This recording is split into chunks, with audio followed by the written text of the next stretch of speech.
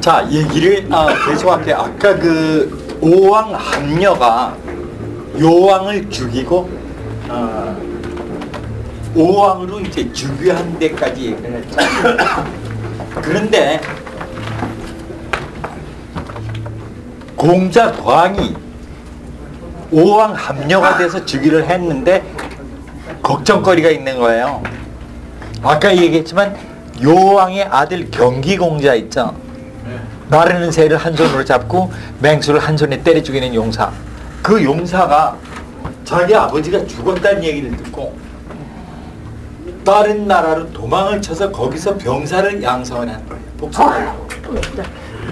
그래서 비록 함녀가 왕이 되긴 했지만 음식을 먹어도 맛이 없고 밤에 잠을 잘 수 없는 게 걱정이 돼가지고, 그래서 오자서를 또 불러가지고, 사실 그 오나라는 오자서가 일으켜 세운 나라예요. 오자서를 또 불러가지고 경기공자를 어떻게 좀 암살을 해달라고 부탁을 했어요. 그런데 그 오자서가 오나라에 있으면서 사귄 사람 중에 하나가 요이라는 사람이 있어요. 요이. 그 사람이 어부인데 키가 글쎄 기록에 석자라고 나와 있는 거 보니까, 그리고 몸이 비쩍 말라 정말로 볼 게 없는 인간인데 용기 하나는 세상을 덮을 만한 용기를 가지고 있는 사람이에요. 그걸 어떻게 하는가? 그 당시에 그 초나라에 동에서 온 조구헌이라는 용사가 있었어요. 예, 근데 이 조구헌이라는 사람이 어떤 사람인 거 아니? 오나라로 오면서 말을 끌고서 오다가 이제 한 강을 건너게 되는데 그 강에 나루터를 지키는 병졸이 조근한테 얘기를 한 거예요. 강에 물귀신이 사는데 말이 나타날 때마다 잡아먹으니까 말을 물 근처로 데리고 가지 말라고 하니까 조근이 껄껄 웃으면서 내가 천하용사인데 그깟 물귀신이 어떻게 나한테 범접하겠는가 하면서 말을 끌고 간 거예요.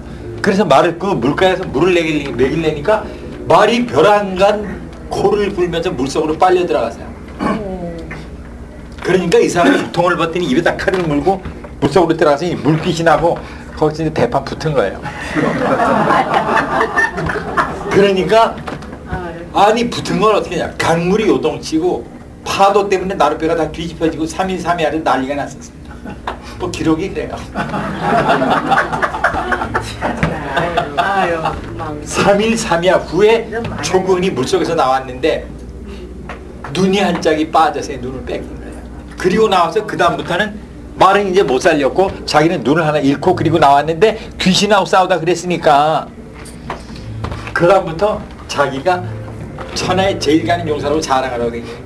귀신하고 싸워서 박살내기 직전에 숨이 막혀서 내가 올라온 거야. 딱 이런 거죠 이제.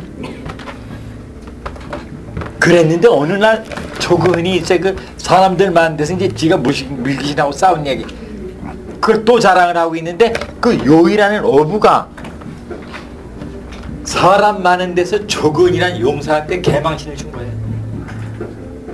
네가 맨날 큰 소리 떠들지만 물속에 들어가서 말은 말대로 뺏기고 눈까지 뺏긴 주제에 잘한 게 뭐가 있다고 네가 큰 소리냐 이렇게. 그러니까 조근이 말도 못하고 얼굴이 시뻘개져가지고 자리를 피해버렸어요. 그러고 요이가 집에 와서 그날 저녁에 자기 와이프한테 얘기를 한 거예요. 그 조근을 내가 오늘 사람한테 망신을 줬으니까 이 자식이 틀림없이 밤에 날 죽이러 올 테니까 문을 열어놓으라고. 그리고 들어가서 이제 잡아서 잔 거예요.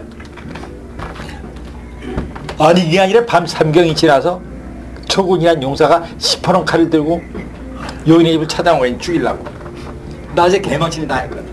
집에 와보니까 문이 열려 있는 거예요. 그게 참 이상하다. 이 자식이 몸을 살릴 텐데 문을 열어놓고 자고 살금살금 돌아보니까 조건이 내 활개를 피우고서 대청에 자빠져 자고 있는 거예요. 훅딱 와서 이제 목에다 칼을 낸 거예요. 그러면서 주성인 거죠. 너 이 자식아 아까 낮에 사람한테 나를 어떻게 했냐 이거야. 죽어도 날 원망하지 말라고 죽이려고 그러니까 요이가 딱 들어온 채 눈을 딱 뜨고 쳐다보더니 하는 얘기가 네가 용사라고? 너는 겁쟁이다 이 말이야. 내 얘기를 들어봐라. 너는 아까 사람 많은 데서 나한테 그 개망신 당할 동안에 말 한마디도 못했지. 첫째 네가 겁쟁이라는 증거고 그 다음에 두 번째 남의 주에 들어오면 귀침을 해야 될 거 아니야. 문이 열렸다고 살금살금 들어와. 그 도둑놈이라 그렇게 하는 거야. 그 다음에 세 번째, 말을 하려면 떳떳하게 사람을 불어놓고 이제 잠을 자는 사람들에다 칼을 댄다고 너 병신 아니니? 딱 이런 거예요. 조근이가 칼을 도로 칼집에 꽂더니 한탄을 한 거예요. 내가 세상에서 제일 가는 용사인 줄 알았는데 내가 너를 죽이면은 세상 사람들이 나를 다 비웃을 거고 너를 살려두면은 내가 용사라고 자처할 수가 없구나 하고 돌에다 머리를 박고 자살을 했어요.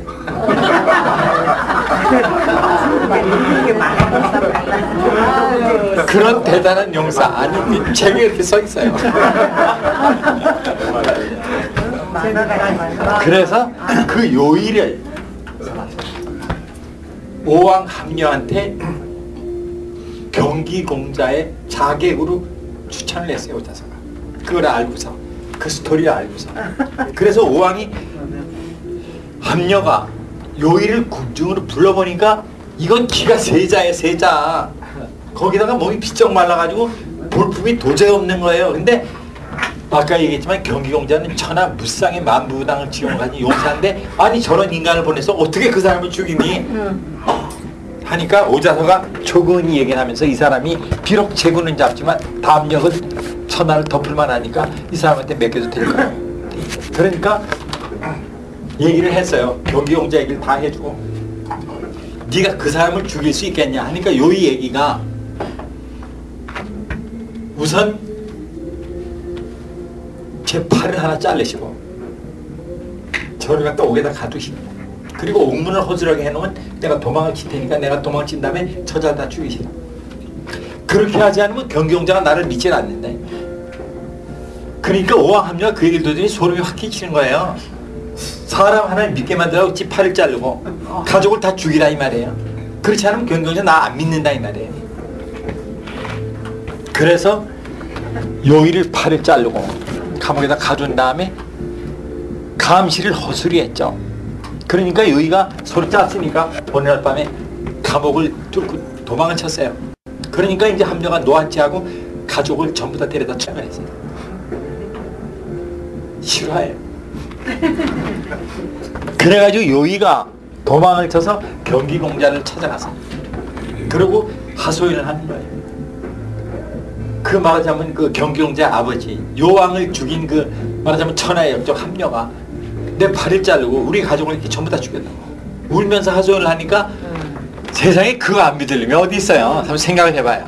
그리고 뒤로 사람을 보냈어요. 오나라로 경기공자가 이 자식 말하는 게 진짜인가 가짜인가 보니까 진짜로 팔을 끊은 채로 왔고 가족을 다 죽인 거예요. 그러니까 굴뚝같이 믿었죠. 복수의 화신이 돼서 온 거니까. 그래가지고 이제 정예병을 양성을 한 다음에 원수를 갚느라고 함녀를 원수를 갚느라고 어느 날 배를 여러 척을 몰고서 이제 병사를 싣고서 장강을 따라 내려가는 거예요. 오나라와 함녀를 치려고 어느 날 밤중에 비밀.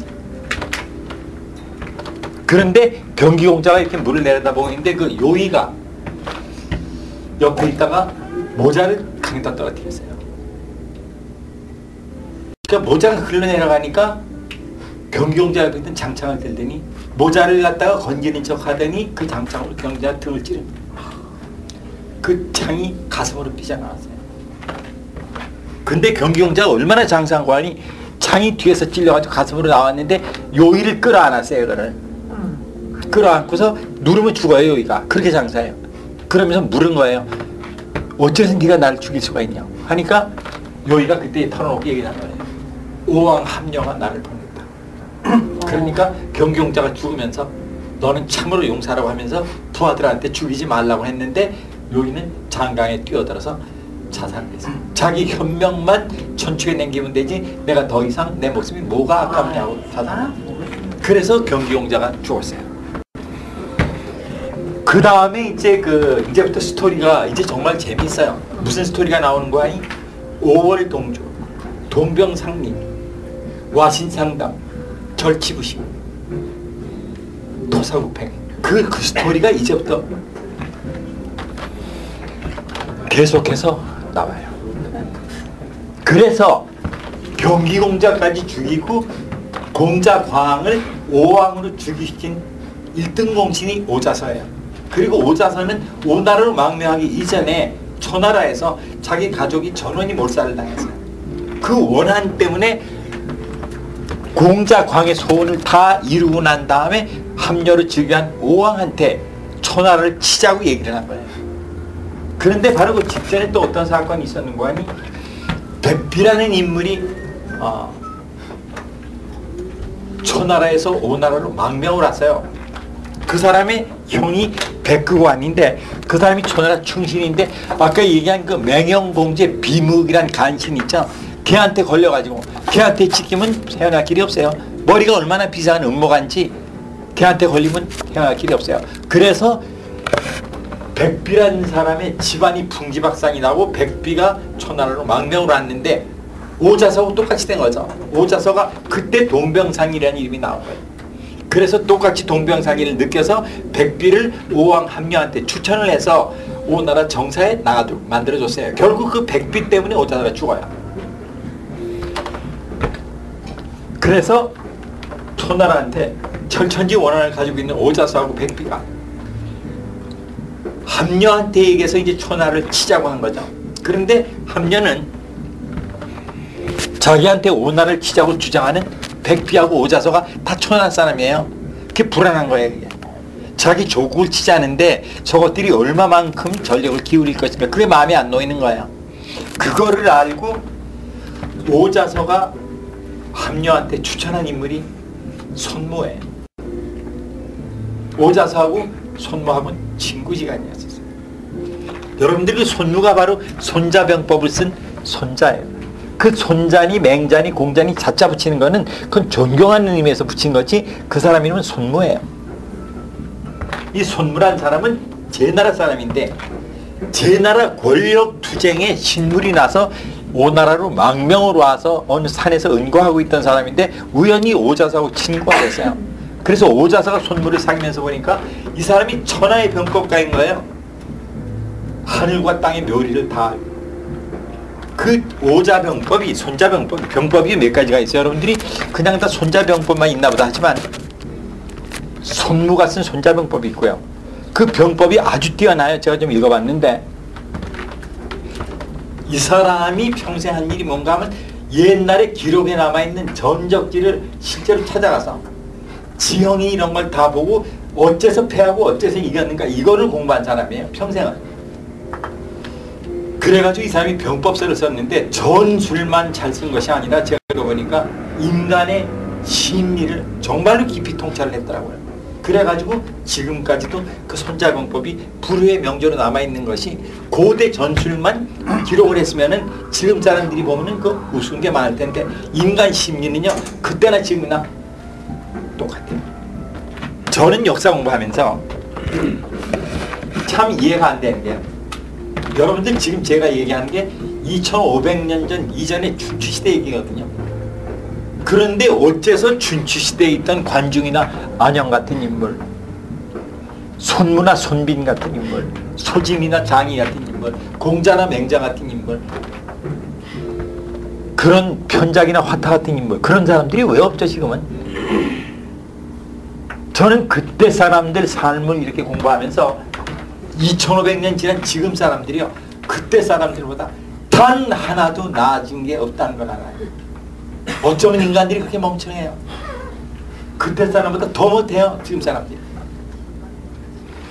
지금 그동안에 문명이 얼마나 발달을 했어요. 그럼 사람들이 머리가 깨야 될 것 같은데 똑같이 나라는 생겼다 망하고 벌써 그 전에 그 똑같이 망한 이유가 수백 번 있는데도 불구하고 그거를 반면교사로 삼지 못하고 똑같은 잘못을 저지르고 똑같은 잘못을 반복을 하고 지금도 여러분들이 똑같은 바보짓을 똑같이 하고 있고 어쩜 그렇게 똑같은지 몰라요.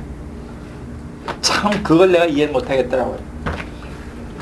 우리가 역사를 공부하는 거는 예를 들어서 춘추전국시대 얘기 같으면 정말로 다채로운 인간사예요. 거기에 여러분들이 지금 닥치는 일들이 다 일어났었거든요.